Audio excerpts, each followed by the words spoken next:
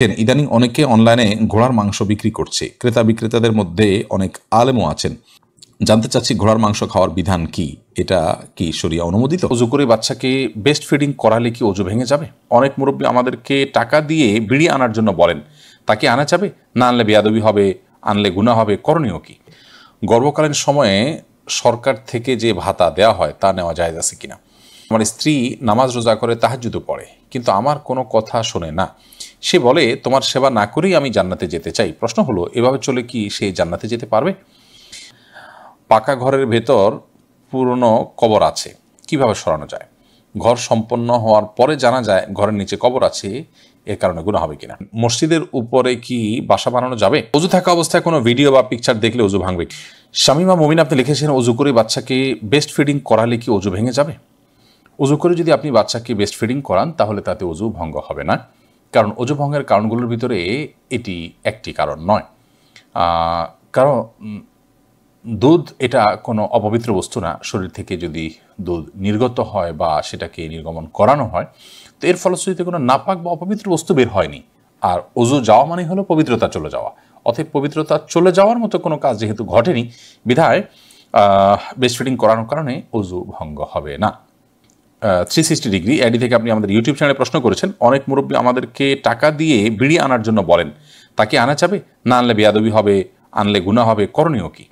দেখুন, মুরব্বী বড়দের কেউ সিনিয়র কেউ আপনাকে কোনো নির্দেশ করলে সেই নির্দেশটা মানাটা আপনার জন্য কর্তব্য, যতক্ষণ পর্যন্ত সেটি শরিয়ার কোনো সীমানাকে লঙ্ঘন না করে।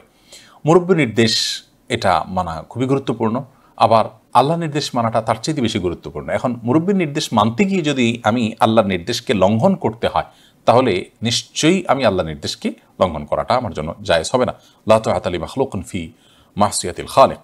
আল্লাহ রাব্বুল আলামিনের স্রষ্টার অবাধ্য হয়ে পৃথিবীর কোনো সৃষ্টির বাধ্যগত হওয়া, অনুগত হওয়া, তার নির্দেশ মান্য করা, এটার কিন্তু কোনো সুযোগ নেই।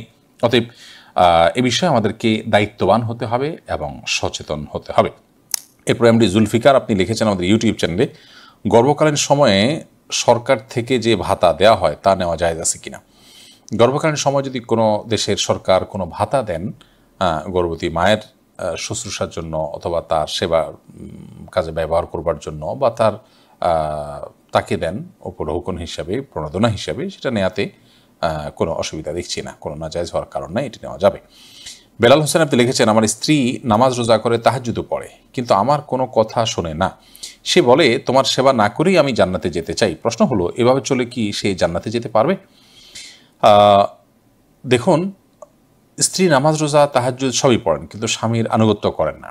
এটা যদি হয় তাহলে সেক্ষেত্রে অবশ্যই এটা তার দিনদারিতা এবং ধর্ম পালনের ত্রুটি, এবং এই ত্রুটি নিয়ে তিনি জান্নাতে যাওয়ার যে আকাঙ্ক্ষা ব্যক্ত করছেন সেটা সঠিক নয়। কিন্তু সেই সাথে আমি এও বলতে চাই যে আপনার কোন ধরনের কথা তিনি শুনেন না সেটি দেখার বিষয়। যদি আপনি তাকে অন্যায় কোনো কাজ করতে বলেন এবং সেটা তিনি না শুনেন, তাহলে সেক্ষেত্রে তার কারণে তার জান্নাতে যাওয়াটা বাধাগ্রস্ত হবে না ইনশাআল্লাহ তাআলা। আর যদি আপনার ন্যায্য এবং যুক্তিসঙ্গত কোনো নির্দেশ না শুনেন, তাহলে সেক্ষেত্রে তিনি আল্লাহর কাছে দায়ী হবেন। বিশেষ করে চরিত্র রক্ষার প্রশ্ন যদি হয় এবং সেক্ষেত্রে তিনি আপনার আনুগত্য না করে, তাহলে সেক্ষেত্রে অবশ্যই তাকে আল্লাহর কাছে দায়ী হতে হবে। নবী করিম সাল্লাল্লাহু আলাইহি ওয়াসাল্লাম মেয়েদের জান্নাতে যাওয়ার পরে বলেছেন, ইদা সাল্লাতিল মারআতু খামসাহা ওয়া সামাত শাহরাহা ওয়া আতাআত যাওজাহা,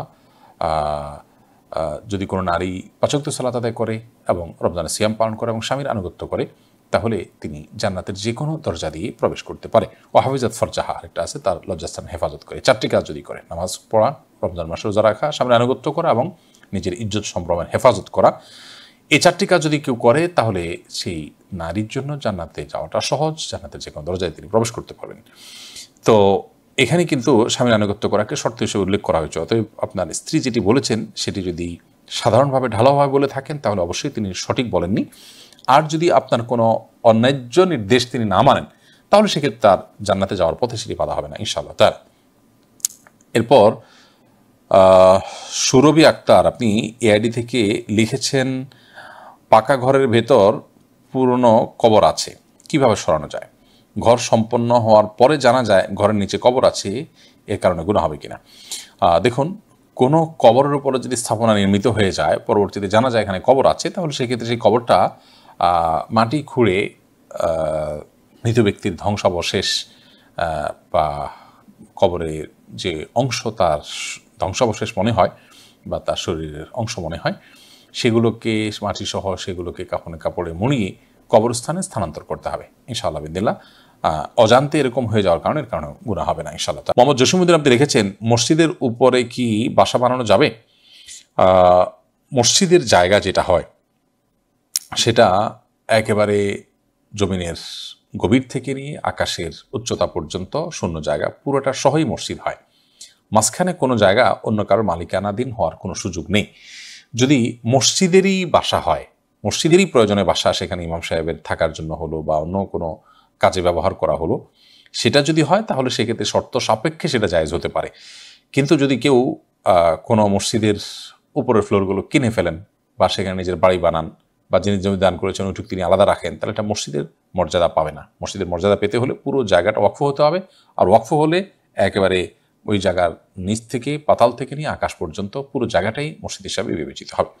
প্রতিদিন আপনি রেখেছেন, ইদানিং অনেকে অনলাইনে ঘোড়ার মাংস বিক্রি করছে। ক্রেতা বিক্রেতাদের মধ্যে অনেক আলেমও আছেন। জানতে চাচ্ছি ঘোড়ার মাংস খাওয়ার বিধান কি, এটা কি শরিয়া অনুমোদিত?